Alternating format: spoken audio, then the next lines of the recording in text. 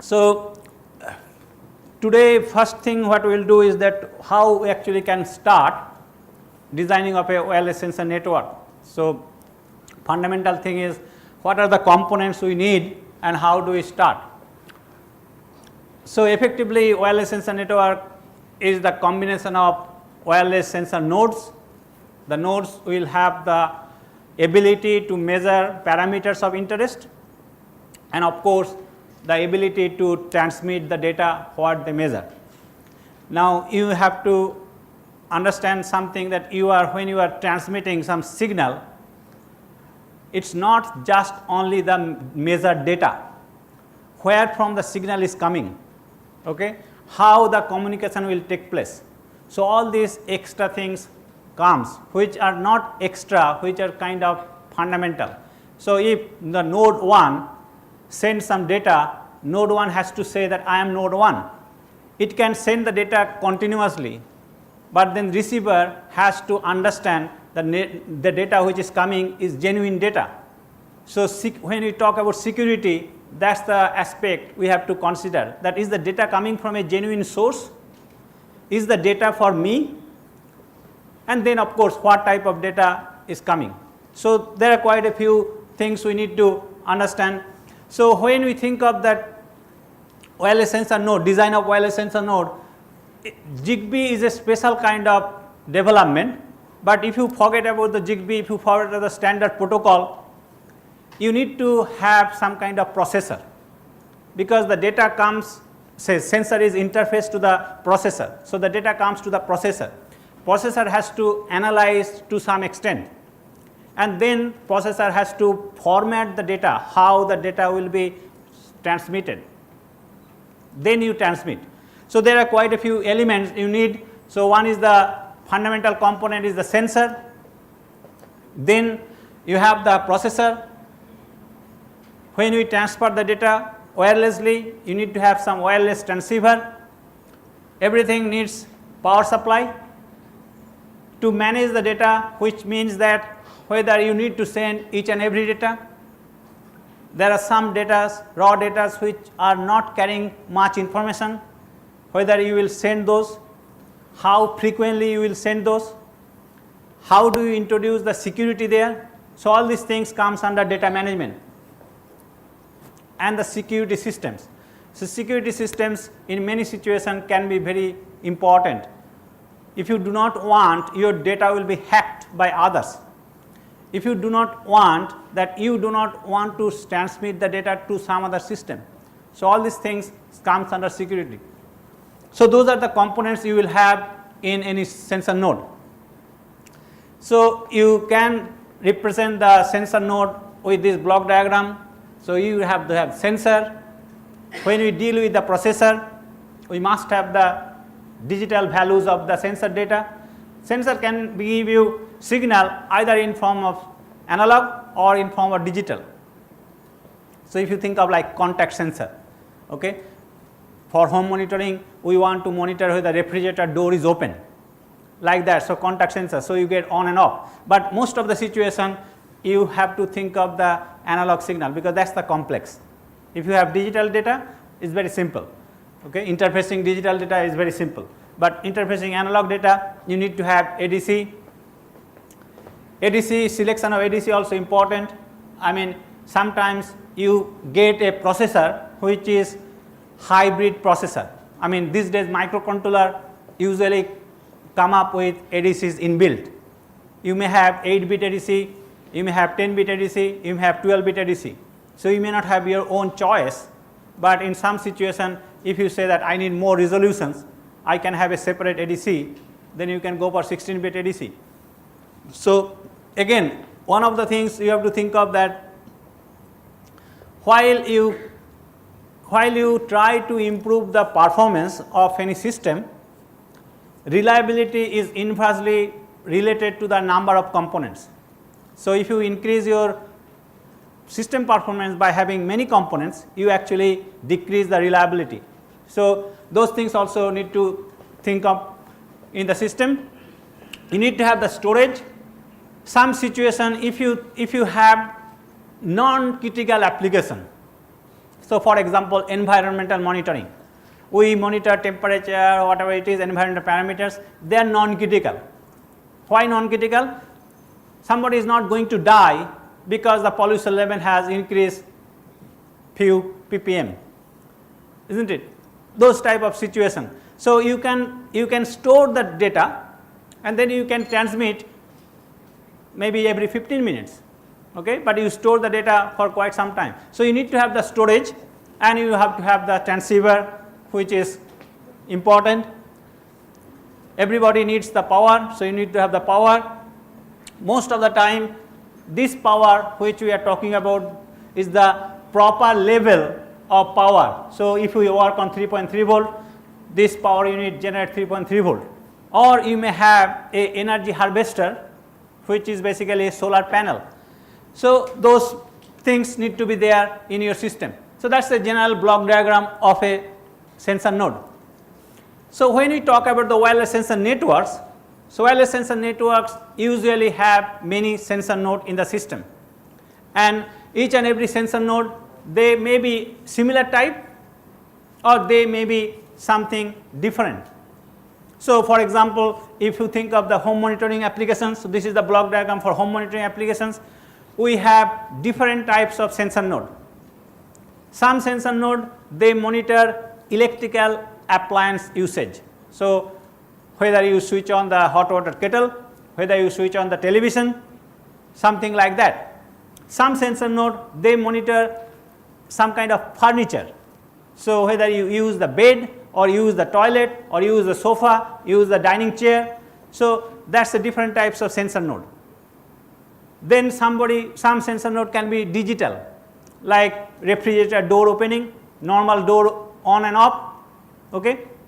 Also, when we monitor the elderly lady, grooming cabinet, some other type of situation where you get 0 and 1. Then you may have the PIR sensor, which is basically movement sensor. So, infrared type of data. So, you have a complex situation, and also you have a kind of panic button. Panic button basically needs emergency help. Now, you may have all these sensors, they are combination of analog and digital. You may not have the situation that you can have many sensors together, because you lose the flexibility. So, you have all the sensor basically kind of one element coming in one node, even though you may have few sensors together, but you may not have the opportunity. And then comes to the priority. So, you do not know how all these sensors will have their data, but if you think of somebody presses the panic button, whatever be the conditions, the data transmitted from the panic button must reach to the central controller without any delay. So, you have to think of also the priority, because the coordinator or the receiver gets data from different sensor at a time. You will always have the problem of data collision. Now, during that situation, you do not want to waste your important data. So, especially in this type of applications, if data comes from the panic button, that is the highest priority. Okay. So, that also need to be taken into considerations while you design your software in the receiver unit. So, in general, this is the block diagram. So, you have the device which you are monitoring. So, this device in normal applications is anything, any parameter you want to monitor. You want to monitor temperature, pressure, humidity, light intensity, rainfall, whatever it is for environment applications, but in our case it is in the home monitoring system. So, we know what we monitor. So, that is the sensor unit monitoring this particular device, and you have the wireless transceiver. So, you transmit the data. So, here you have the receiver. So, receiver gets all the data. It has to be designed in such a way that it does not lose too many data, but sometimes you may not be able to avoid. In home monitoring situation, it may not be too much a problem, because if you think somebody is living at home, usually not many sensor giving the data to the system, because the data comes because of the person's activity. But in an environmental monitoring, you will have a completely different situation, because all the sensor, they are monitoring the environmental parameters and they transmit the data depending on what is your sampling frequency, what is your transmission frequency. And you cannot do that okay, I will get the data from sensor 1, after few milliseconds sensor 2, few milliseconds sensor 3, you cannot do that. So you get all data, and that is why there is always a problem of data collisions and data loss. So it depends on the systems. So you get the controller which receives the data. Usually the controller is configured with a system. So in our earlier case, we have a computer. I mean, we still use a computer, but we use a laptop. Laptop can be cheap laptop, so you do not need to have high functionality, but you need to have some system where the data is received and you have the storage facility. So this controller which we developed is connected to the laptop with RS-232, and then this is something which is fundamental element for home monitoring, because if something is irregular, or you can I mean, people always say abnormal, okay, but we don't say abnormal, okay. I mean, abnormal is not sometimes very difficult to define, isn't it? So we call irregular. So if the activity is irregular, then we need to transmit some kind of information to the caregiver. So person fallen down, need help, okay, person is sick, or some accident, okay, or some gas leakage.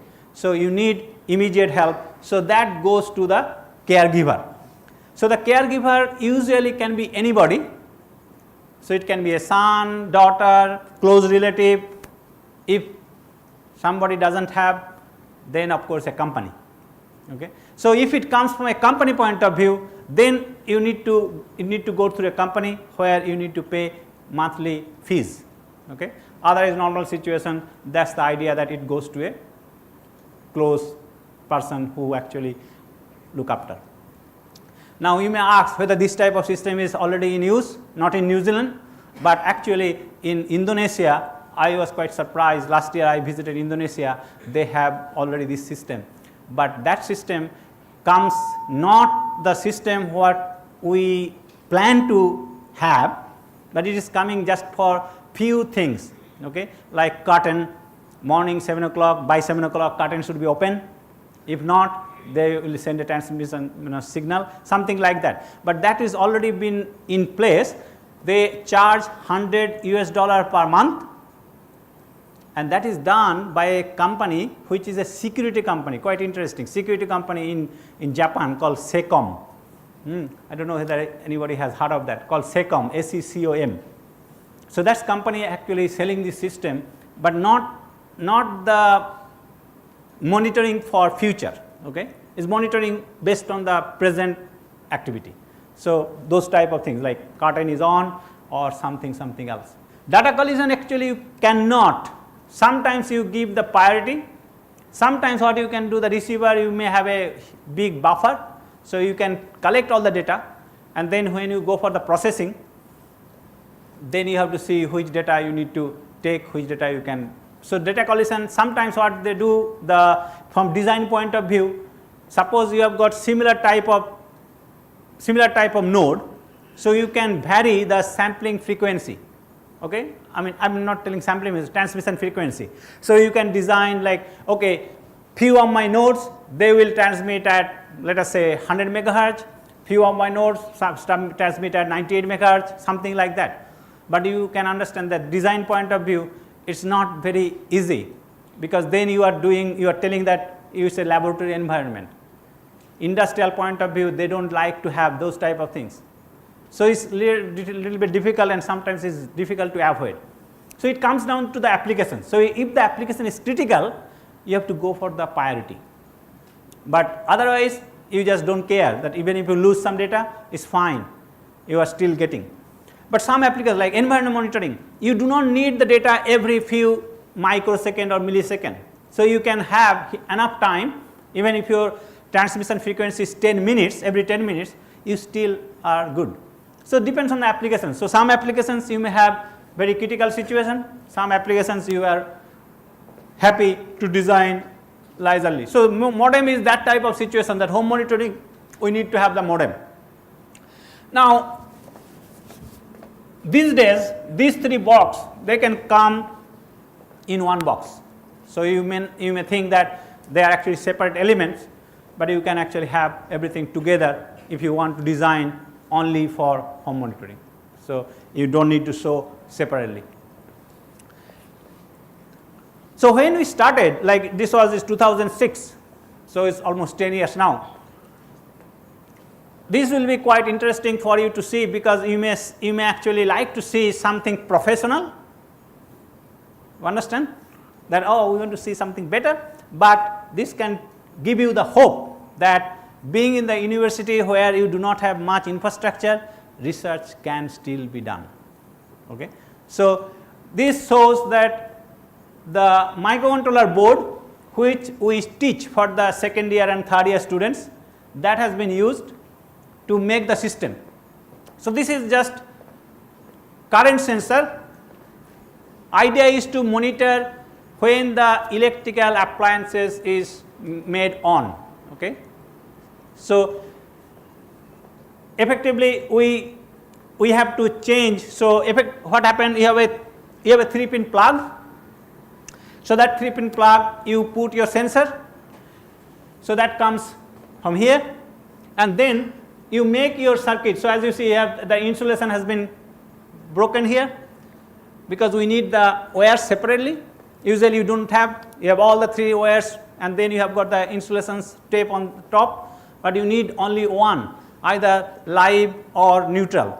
So, any one of them, usually you like to take the live wire. So, you have to take the live wire, and then you have to install the current transformer. So, that is what we did here. So, you see here, so that is the current transformer. So, here you connect it to the 3-pin plug, and this is your box, so which in between it comes. Output you make again 3-pin plug, so that you can connect the appliance.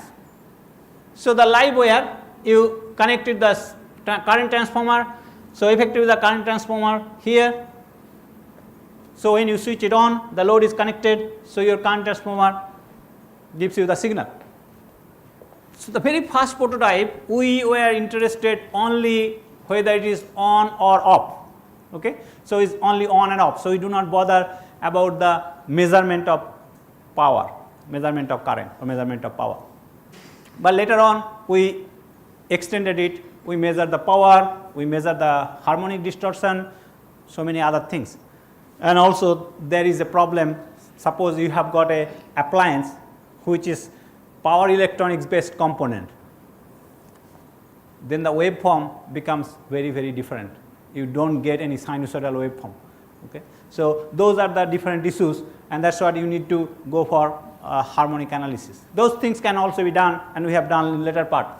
So, here basically we want to see whether it is a on and off. So, we just get the signal, and this signal, as you see, that current transformer signal which is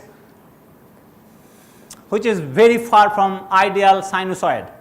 Okay. So, very far from ideal sinusoid, and that is why this type of interfacing is useful. So, what it does, as you see, it is a 2 resistance 1 kilo ohm 1 kilo ohm with a 5 volt supply. So, this point is 2.5 volt. Okay. So, you are making the level up. So, you have got a 2.5 volt DC voltage, and on top of that you have a sinusoidal, not exactly sinusoidal, you have the effect of the current which is flowing in the primary, how you get in the secondary. So, it is not, you may say that can we not actually go for the zero crossing detector and see, because those type of things really hard to get when you have got a load which is far from sinusoid. So, this is the comparator. This comparator, of course, you need to have a pull up resistance. This comparator we compare with a signal. Now, you see this is coming from DAC. So, if I ask you why the reference voltage need to come from a DAC, is it compulsory that it has to come from a DAC? Can we implement it in different ways? You may always say that we are not actually we did not do the proper design, so there is something wrong, but why? So effectively we have a signal. How do you know the load is on or off? So you need to compare, isn't it? That okay, if the signal is higher than that, the load is on. So we compare with a signal coming out of DAC. Any idea why it should come from a DAC? Think of this this sensor is used anything between a lamp and a 2 kilowatt heater. You understand? Then if you go for a analog circuit based threshold, you are actually restricted, isn't it? You are actually restricted because then you have to change the component.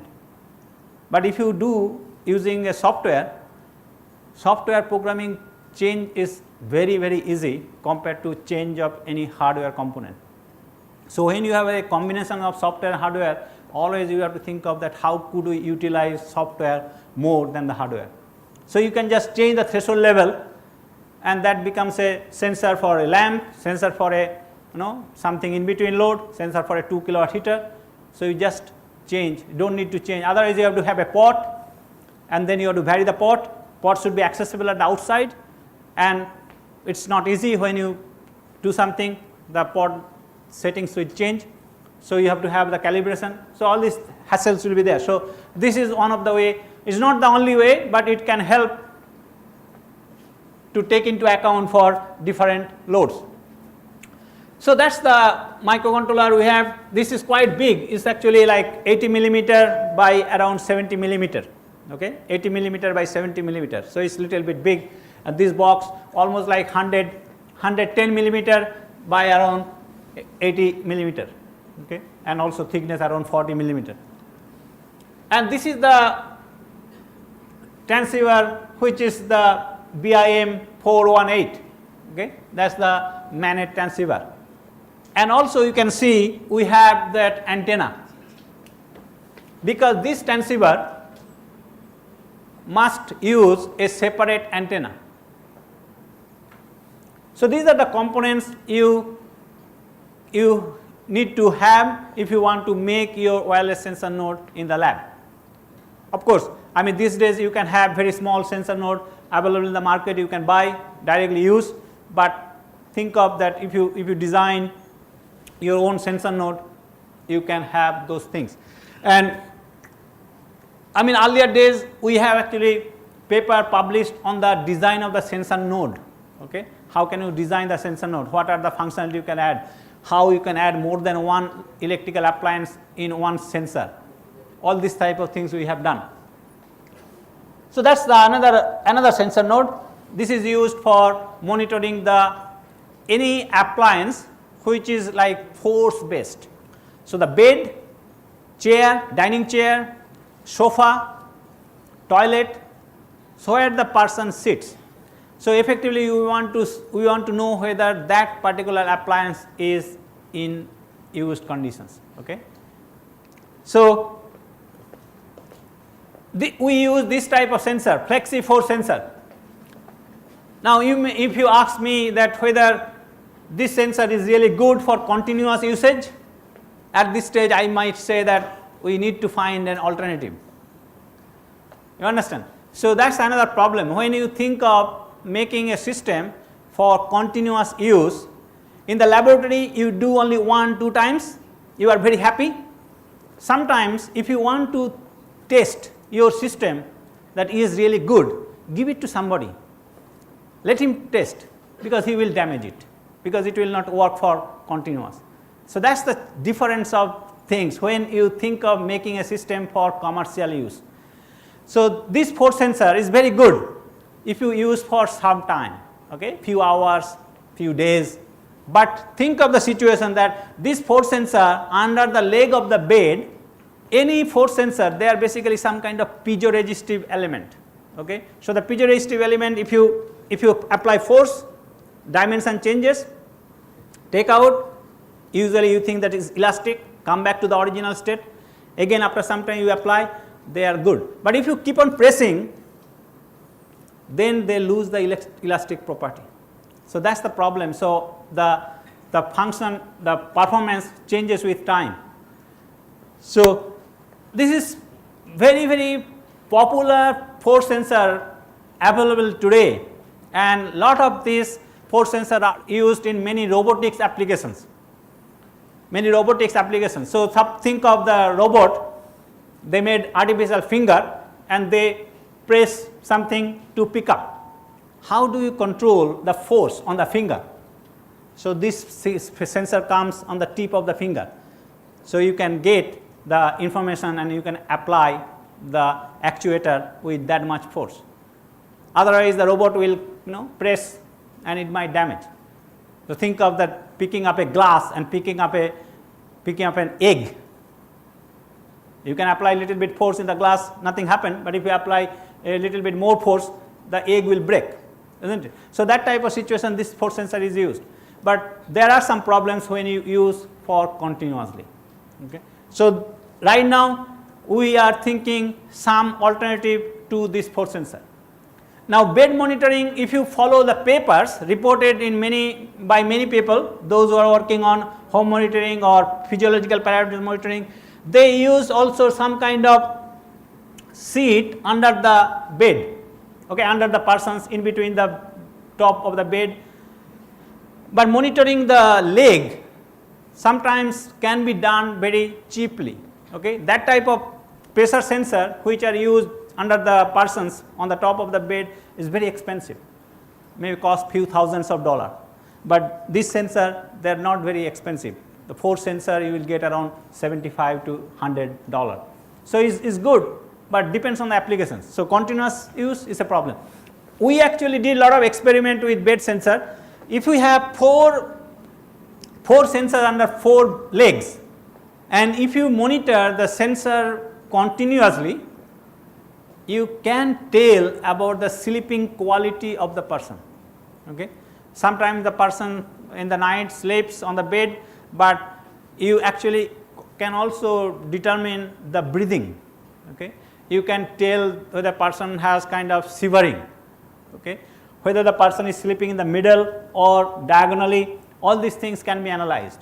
Of course, I mean sometimes you may ask whether it is really required, but when you do some experiment, some research, you can always think out of the way and you can achieve something. So, that type of things we did in 2008, 9, that type of situation. So, what I am trying to say is that if you think of the research outcome can come as a part of the system, also it can come as one of the components of the system. So, our focus is on sensors, so we try to get as much as possible from the sensing point of view. So, this part is very similar, only the current sensor has been replaced by the force sensor, but the force sensor is outside because it has to go under the leg. Only this sensor is not that good only when it is like some heavy biasing weight. So, what I want to say, suppose you use a chair, this sensor is very good. It is actually ideal for toilet, because toilet there is no dead weight. You understand? Toilet, when the person is sitting, then only the weight comes, otherwise no weight.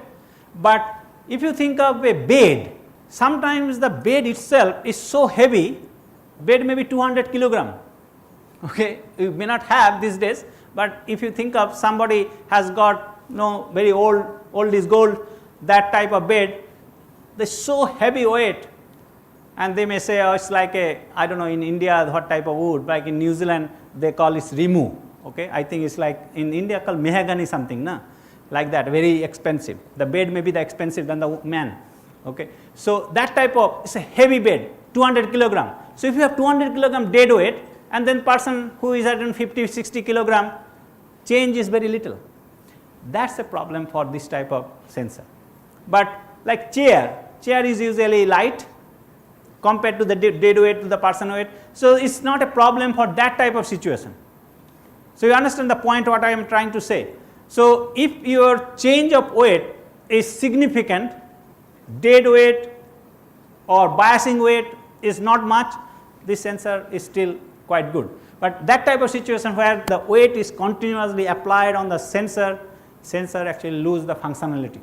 So, here also we just want to check whether it is used or not. So, effectively we get on and off situation, and whenever that type of situation comes, we use that as external interrupt to the controller. Okay. So, this is used in the interrupt mode. You can do it on the interrupt mode, or you can poll. It depends on how you like to write your program, but usually polling means you just need to do continuously every few seconds, minute or so. So, it is better to do in an interrupt mode, so you do not need to make your processor busy. This is the sensor we developed for monitoring the water use. Okay. Water use. Now, again, I mean, as I am talking of something little bit old, so there can be something alternative to what we have done. So, here what we do, we need to install this in the water pipe. Sometimes some people may not actually like, I do not want to disturb my system, is not it. So, that is the problem. So, these days if new house are built, lot of sensor can be introduced there, and then you do not need to change anything. So, that is why even in many advanced countries, developed countries, lots of sensor are now introduced while the house or buildings are built. So, you can use those data, this sensor for some particular things. But we are always talking of some old house. So, actually one of the house which we transformed as a smart home built in 1939, okay, 1939. In fact, I had to buy the house to make this as my smart home. So, tomorrow my ex-student, he will be presenting, his all data are collected not in laboratory, is collected in a home, which is not normal. Okay. But if you could have that, then good thing is that you get continuous operating data, and you could do lot of things. So, old home, the problem is you do not have many facilities to install the sensor. So, one of the examples is this one.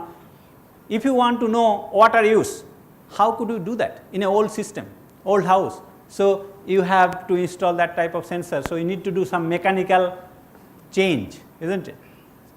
So, this is a full flow sensor we did not develop, we bought it from outside and we install. So, whenever the water flows, so the sensor is here, water flows, you get some kind of signal as the output of the flow sensor.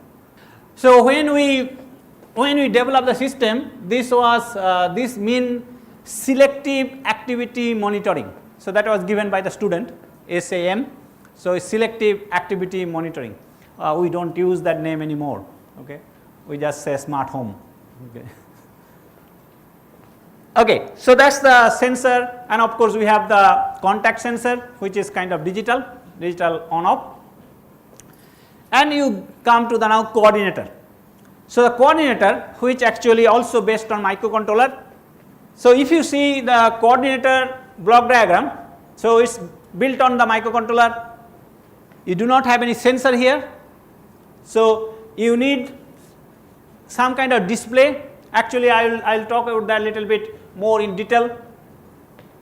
You have the transceiver where you control the transmission, you receive the data and you transmit the data.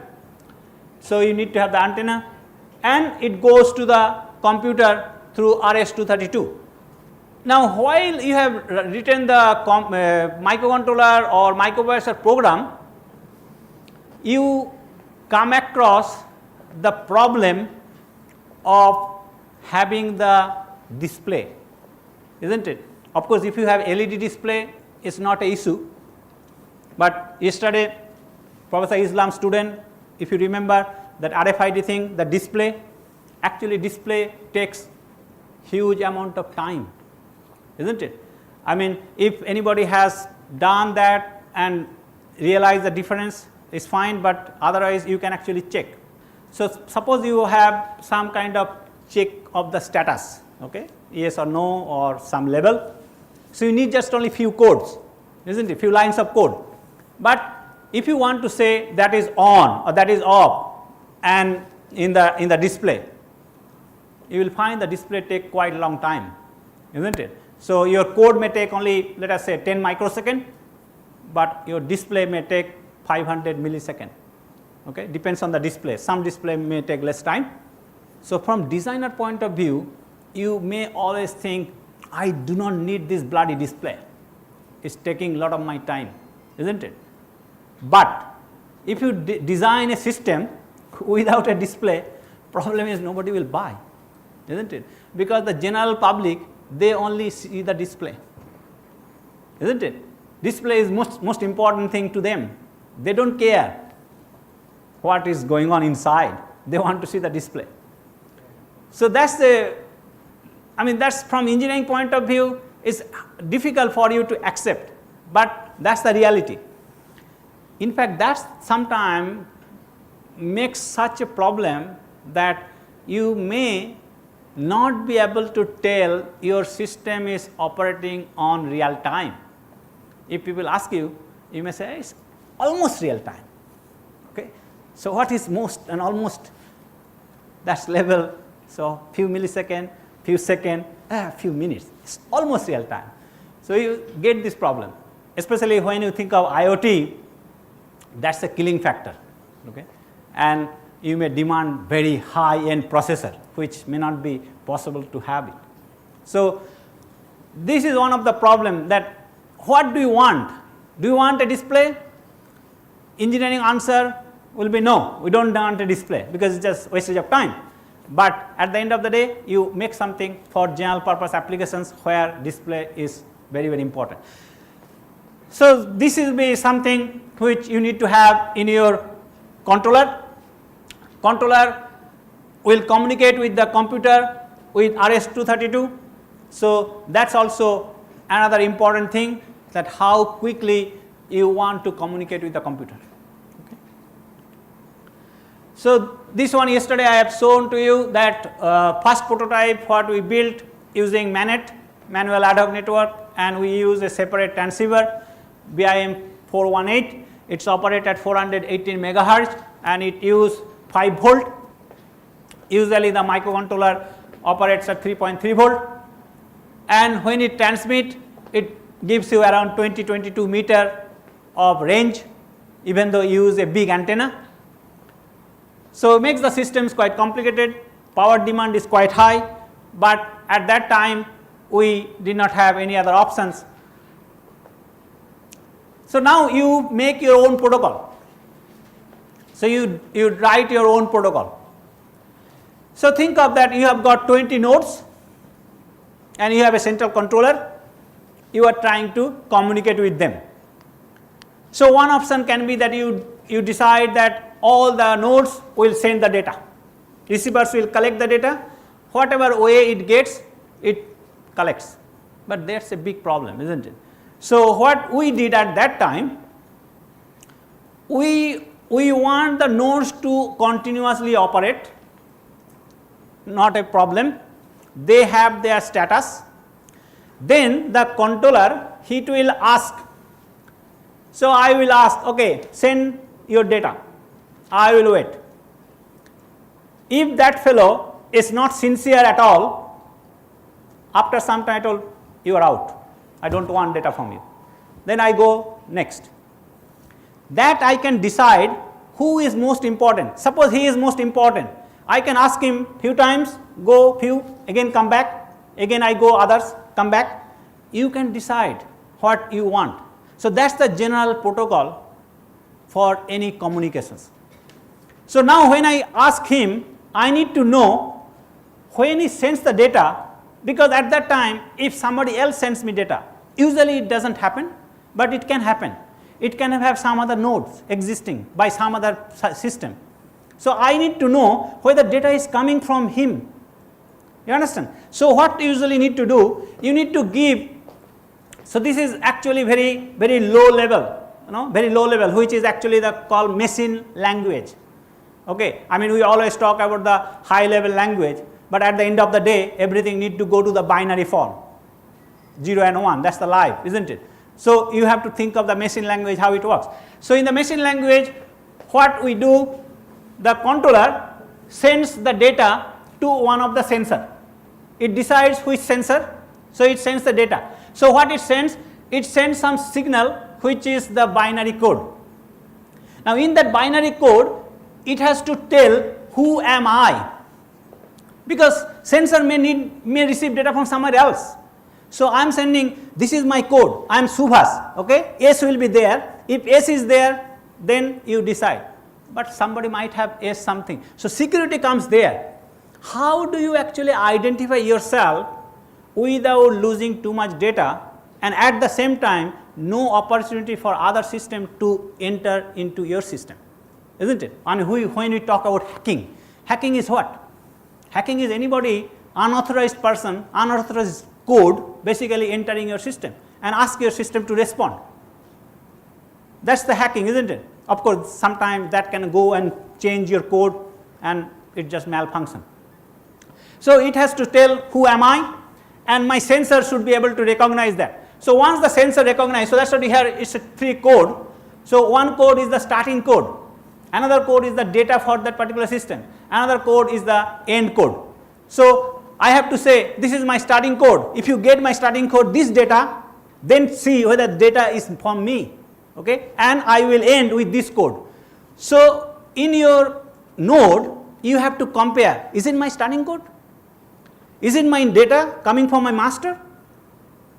If it is it my the stop code? When all these things are true, then only you collect that yes, this is coming from my master, I need to respond. If your system is ready with the data, then what it does, it just gives the signal that yes, this is my status, I am on or I am off. So if you see the data coming out of this, what is the difference you see between this code and this code? You just see only 1 byte difference, because this 55 you must have, because that's like the starting code. This 63 you must have, because this is for my network.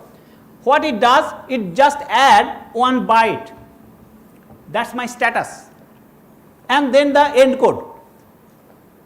You understand? So that's the system. Now you may say that I want more security, add something else, okay, so that my network, my node will know, controller also know. So the security things actually, so right now because we are developing a new protocol, I mean we are developed but still it's not complete. So whenever a new protocol, you need to think of security. So my student Hemant, he spent quite some time on the security, and we realized, so I will tell you some of our little bit of work in the security, I think either today or maybe on 30th. He came up with the answer that it is impossible to make a system fully secured, okay. I mean lot of people are from computer science background, whether you agree with me or not, but it is impossible to design a fully secured system. Why? Usually the hacker, they are not normal people, they are abnormal people with more brain. So they can crack any kind of secured system in the world if they really want to do. You understand? Usually we don't care, usually normal people don't care. I don't care that whether I will access to somebody's system and get the data, but you will find few people, their brain is completely cracked, they can do anything.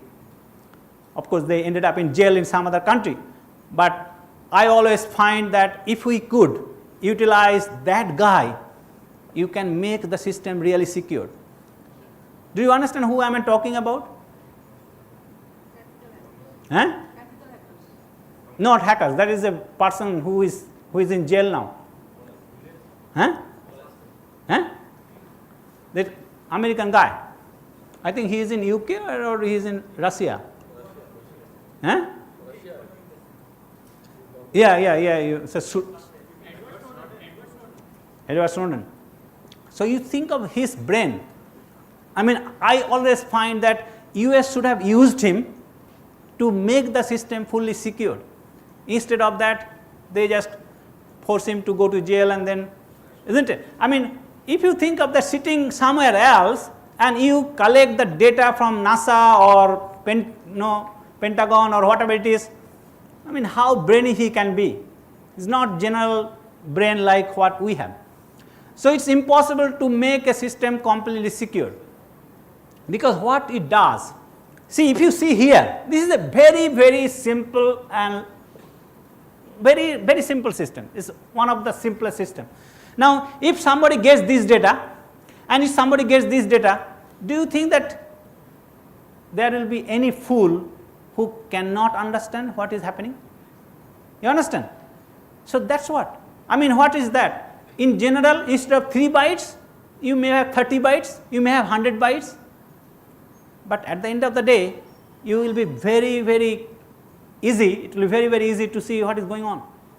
So that's why security we talk about a lot and still going on, lots of cryptography and other things which we will discuss later on, but it's impossible to make any system 100% secure.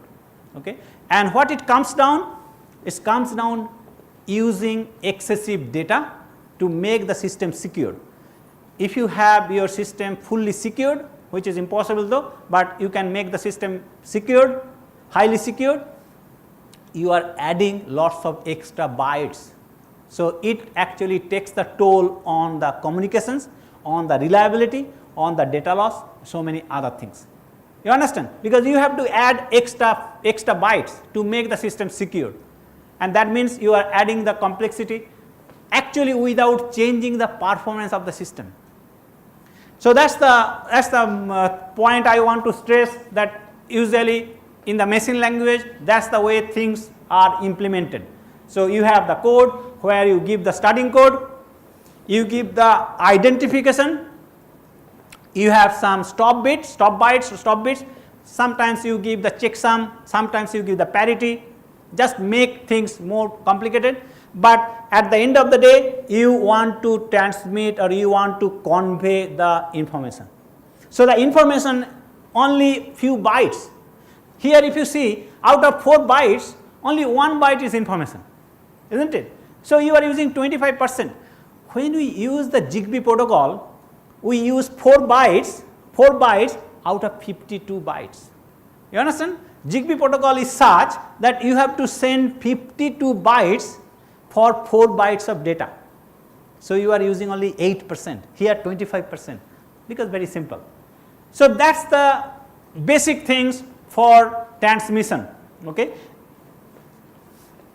Okay. So when we developed the managed protocol long back, we use that BIM transceiver that operates at 5 volt. Your microcontroller operates at 3.3 volt.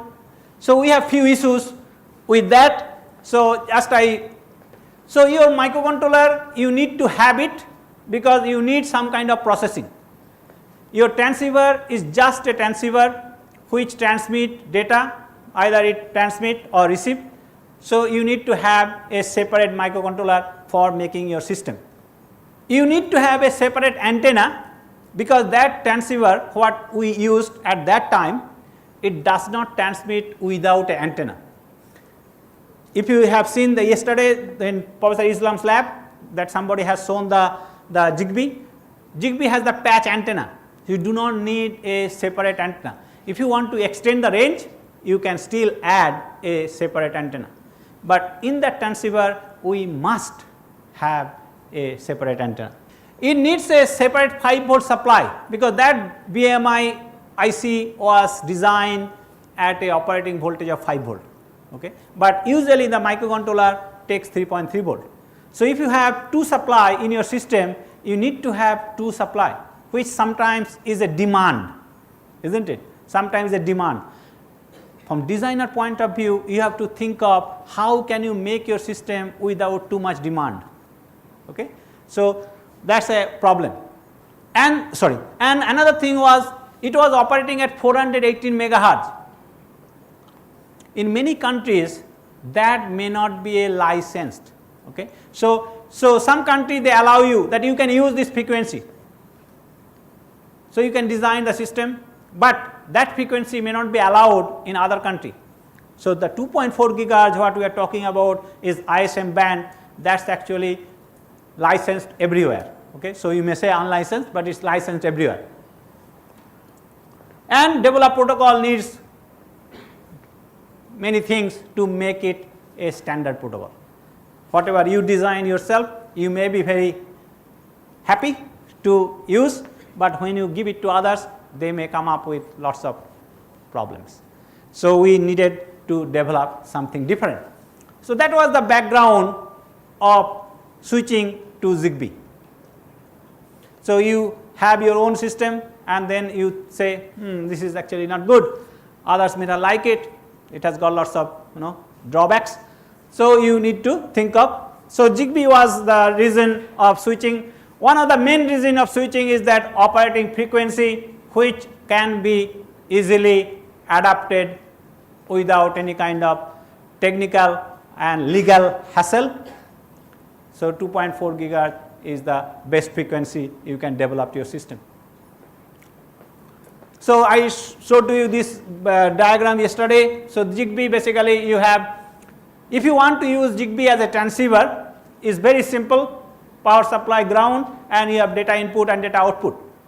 But Zigbee is not used only for that.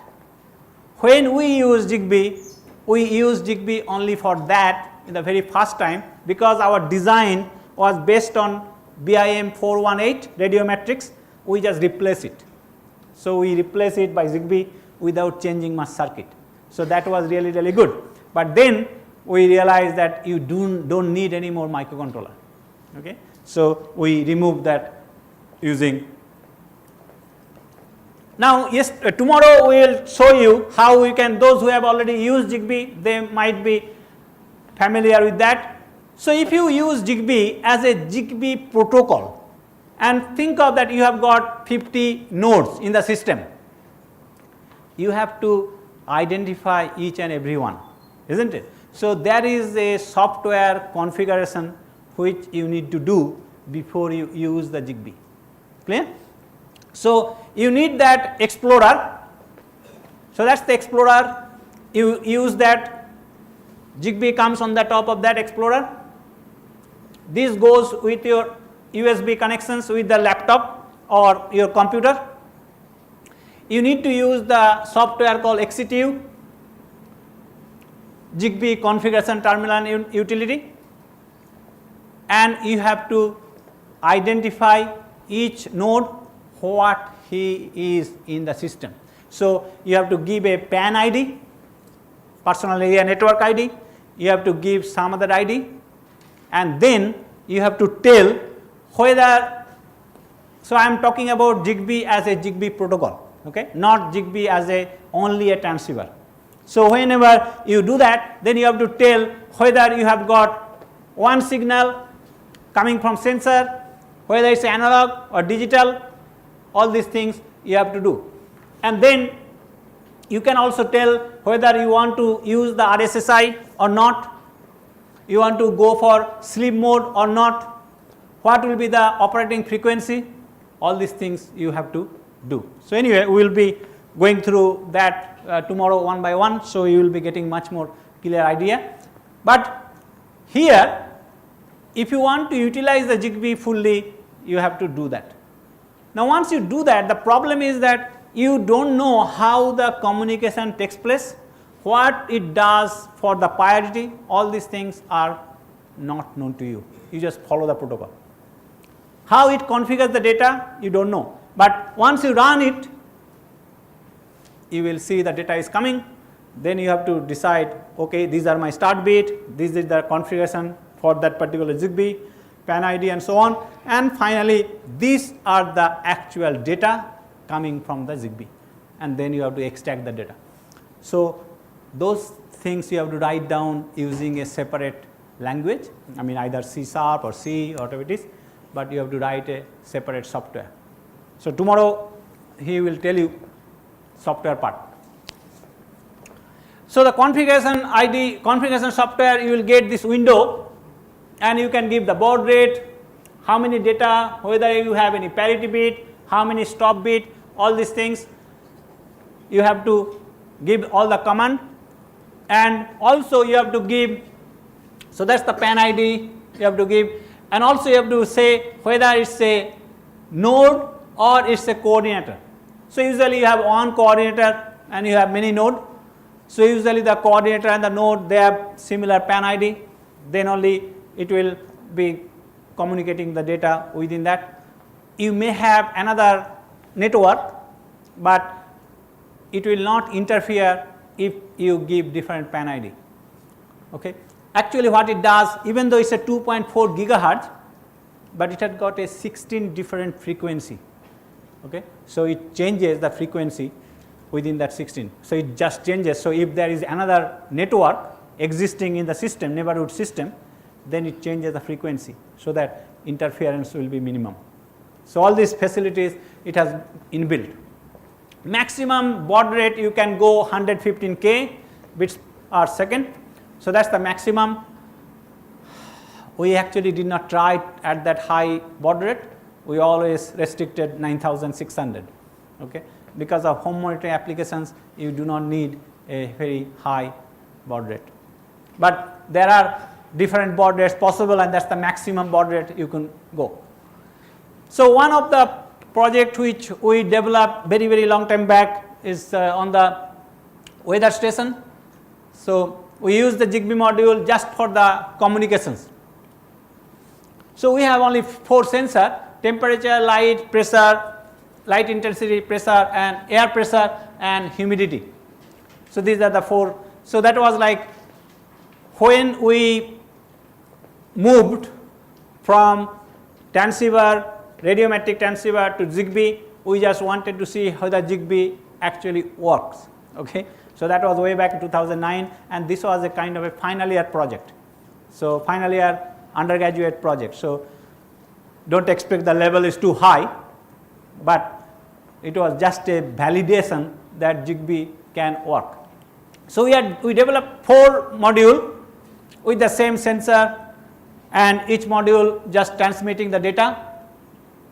So Zigbee configure coordinator is connected to the computer to collect the data, and we use the same microcontroller 8051, and all the sensors are connected.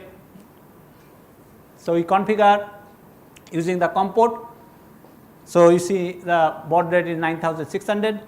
So we will go through again tomorrow.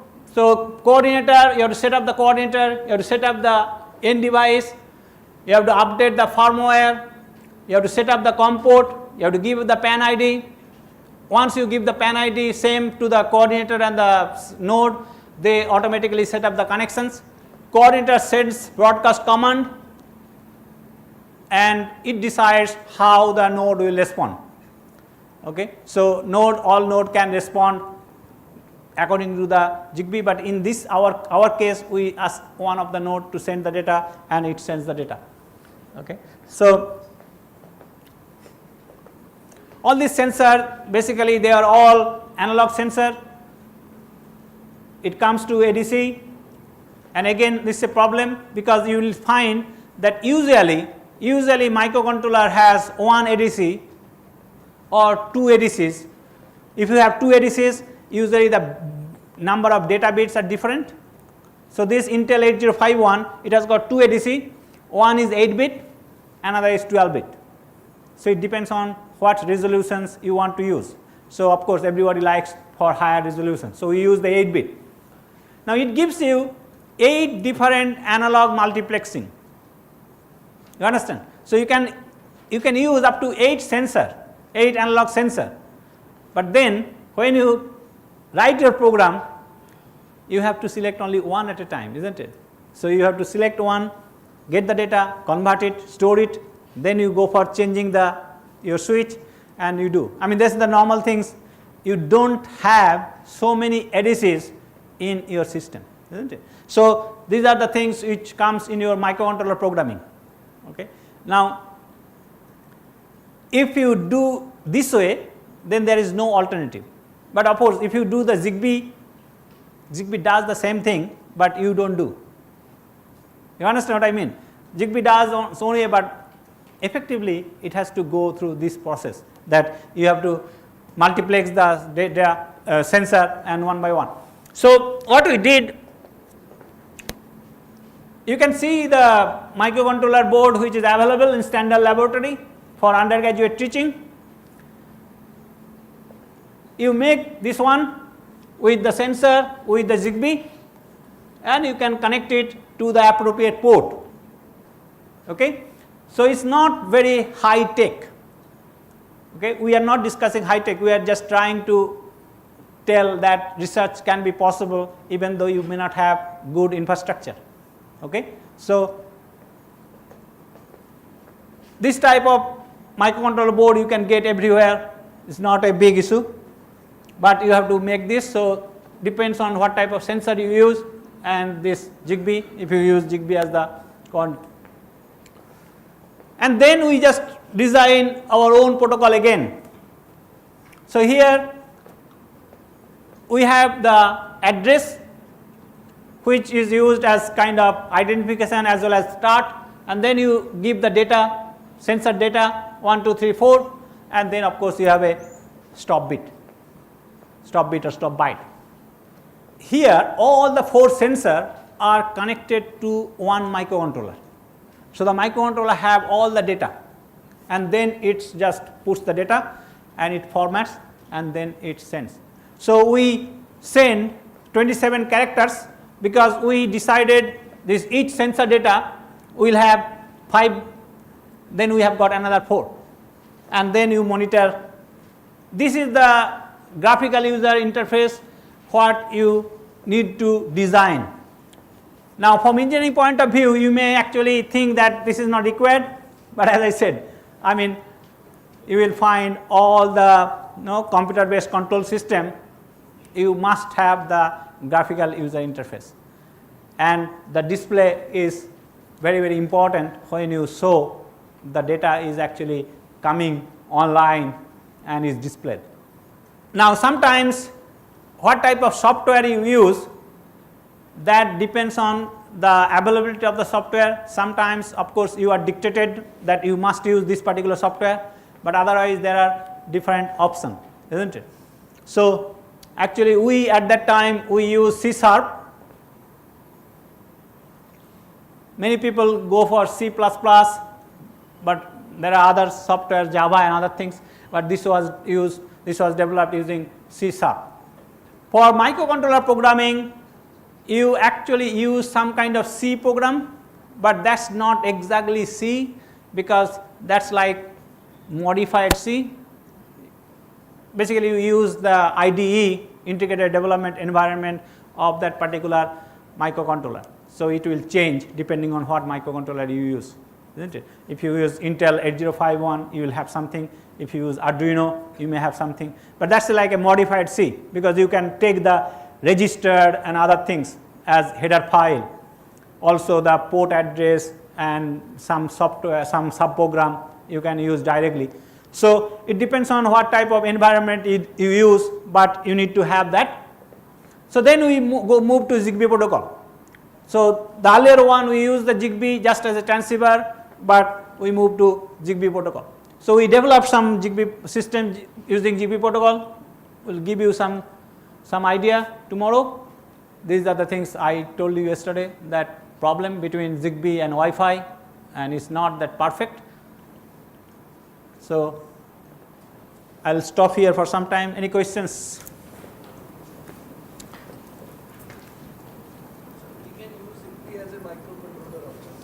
You can use Zigbee as a microcontroller, but the provision of using Zigbee as microcontroller is very expensive.